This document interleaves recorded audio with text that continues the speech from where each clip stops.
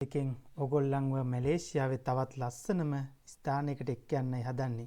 මේ තමා බටු කේව්ස්. ඉතින් මේ බටු කේව්ස් යන්න පහසුම විදිහක් තමා ට්‍රේන් එක භාවිතා කරන එක. මොකද KL සෙන්ට්‍රල් එකේ ඉඳන් බටු කේව්ස් ළඟටම යන්න පුළුවන් තනි ට්‍රේන් ලයින් එකක් තියෙනවා. මේක ඊටාම පහසුයි.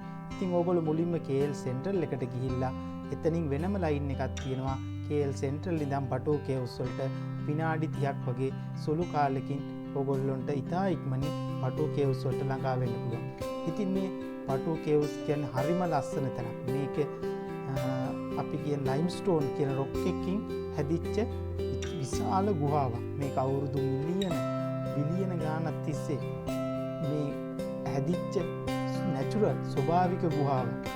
මේක දැන් ඇත්තටම Hindu ආගමික අය වන්දනා සඳහා භාවිතා කරනවා.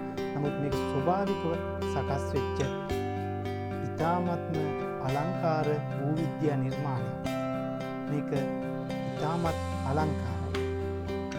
ඉතින් අපිත් එක්ක මේ බටු කේව්ස් බලන්න ඕගොල්ලන්ට ආරාධනා කරනවා.